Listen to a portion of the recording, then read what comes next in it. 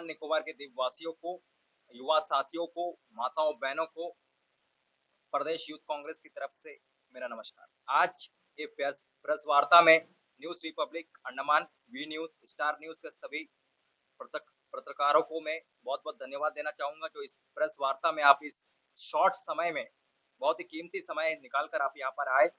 ये प्रेस वार्ता आज रखने का मेरा एक ही मकसद है, जो 30 तारीख को रंगत मिडिल अंडमान में जो घटना घटी है, हमारे लोकतंत्र के चौथे स्तंभ पर जो हमला हुआ है, न्यूज रिपब्लिक अंडमान के चीफ एडिटर सदैव जी और न्यूज आप तक के चीफ एडिटर जे बॉबी के ऊपर में जो हमला हुआ है, वो निंदनीय घटना है।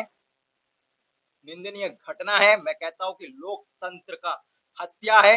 जो अंडमान निकोबार द्वीप समूह में इतनी बड़ी घटना होती है, वो भी पुलिस जो वहां पर रंगत पुलिस स्टेशन के ठीक सामने 100 मीटर की दूरी पर ठीक रात 8 बजे कुछ लोगों ने अचानक वहां पर हमला कर दिया। जो मीडिया एक सच्चाई दिखाती है, दिगलीपुर से लेकर नॉर्थ मिडिल तक हर बार news Republic Andaman, V news जैसे निडर पत्रकार और स्टार न्यूज के जितने भी हमारे दिगलीपुर के पत्रकार है, उन पर हमला होना जनता के लिए एक अच्छा नहीं है, यहाँ के लोकतंत्र के लिए अच्छा नहीं है।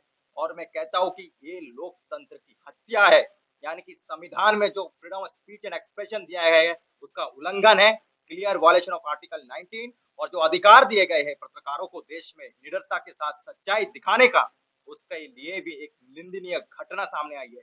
मैं DGP Andaman Nicobar, SP north middle और सभी पुलिस स्टेशन के एसएचओ को अनुरोध करूंगा कि इस पर तुरंत कार्रवाई करते हुए इस पर एफआईआर दर्ज हो चुका है शायद से, जहां तक मुझे पता है, और एफआईआर के साथ साथ कड़ी कार्रवाई होनी चाहिए। जितने भी कानूनी धाराएं हैं उन पर लगा करके पुलिस प्रशासन से मैं अनुरोध करता हूं कि इस तरह की घटना दोबारा ना हो, क्योंकि आज आप देख सकते हैं कि हर जगह पर घटना धीरे धीरे बढ़ रहा है। अंडमान में हर जगह किसी न किसी पर हमला हो रहा है, लेकिन आज पत्रकार पर हमला होता है। इतनी शर्म की बात है कि ऐसे जगह पर पत्रकार निडरता के साथ सामने आते हैं, बाहर निकलते हैं, घर से बाहर निकलते हैं, शाम तक पत्रकार जो रिकॉर्ड उनका होता है वो दूर दूर जाकर हर सच्चाई को सामने लाते हैं। एनएच के मुद्दे पर बोलना, जैसे स्कूल में टीचर नहीं है, उन सारे मुद्दों को दिखाना एक पत्रकार निडरता के साथ अंडमान में दिखा रहा है।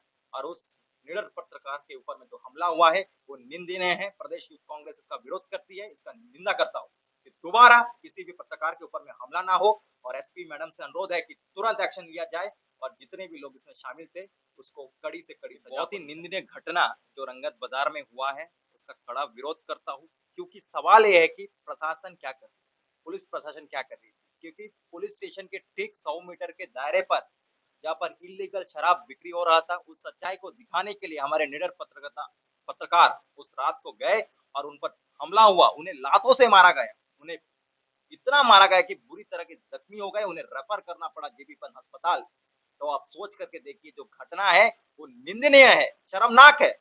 हर पद के जो संविधान के पद पे बैठे हुए लोग हैं, उनसे मैं सवाल पूछना चाहता हूँ कि आप क्या कर रहे हैं, आपने क्या कार्रवाई किया। आपने ट्वीट किया, कल मैं ट्वीट देख रहा था, एसपी मैडम का ट्वीट आया कि आपने उन पर एफआईआर लॉन्च किया, आपने इलीगल शराबों पर छापा मारा। मैं पूछना चाहता हूँ कि पत्रकार के हमला होने पर ये सब कुछ होगा, पहले क्यों नहीं हुआ।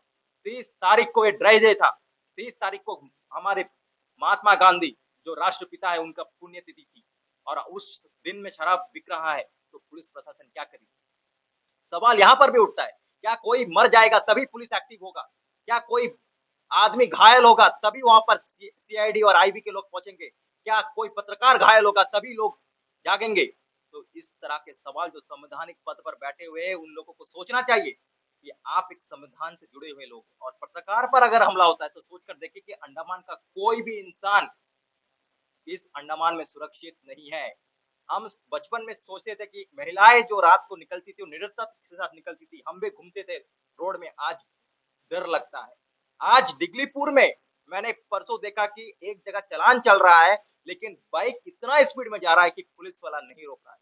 इसका मतलब कहीं ना कहीं लॉ एंड ऑर्डर का एक बहुत बड़ा जो सामने आ रहा है कि लॉ एंड ऑर्डर को कंट्रोल नहीं, स्टाफ नहीं है। आप स्टाफ लीजिए, अभी रिक्वायरमेंट हो चुका है, उनको जल्द से जल्द भर्ती कराइए। अगर आपके पास स्टाफ की कमी है तो आप उनको भी रिक्वायरमेंट प्रोसेस से भरिए, लेकिन किसी पर भी हमला होना और आप हमले का वेट इंतजार करना, ये निंदनीय है। मैं कहता हूं कि पुलिस प्रशासन को इस पर ध्यान देना चाहिए। लॉ एंड ऑर्डर में जितने भी लोग बैठे हुए हैं उनको ध्यान देना चाहिए।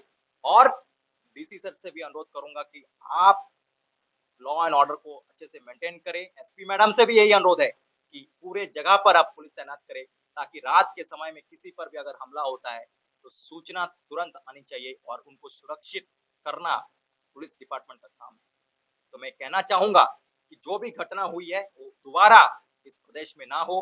अंडमान एक छोटा सा जगह है, अंडमान के लोग बहुत ही शांतिपूर्ण तरीके से अपने घरों में रहते हैं, पुलिस प्रशासन है।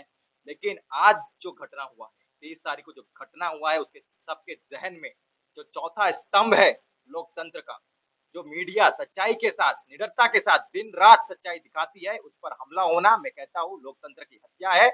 और एलजी साहब से भी अनुरोध है कि आप इस पर थोड़ा सा संज्ञान लीजिए। और डीजीपी सर से भी अनुरोध है कि आप इस पर संज्ञान लीजिए और उनको कड़ी से कड़ी सजा मिलनी चाहिए। मैं कहता हूँ कानूनी कार्रवाई हो और उस पर एफआईआर हो, जो भी हो, लेकिन इस तरह का जो निंदनीय कार्य हुआ है वो दोबारा नहीं होना चाहिए। मैं प्रशासन से एक ही मांग करता हूँ कि कड़ी से कड़ी सजा उनको मिलनी चाहिए।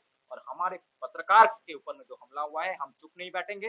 अगर इस पर कार्रवाई नहीं होगी तो आगे चलकर प्रदेश यूथ कांग्रेस इसके लिए मैदान में आ सकता है, रोड में आ सकता है। और हम अपने पत्रकारों को हक, जो न्याय यात्रा भी चल रही है, आपको पता है कि राहुल गांधी जी पूरे देश भर में न्याय यात्रा चल रही है। हम न्याय के साथ है, हम सच्चाई के साथ है। और पत्रकार के साथ जो हुआ है वो निंदनीय है। मैं बार बार इसका कड़ा विरोध करता हूँ। बहुत बहुत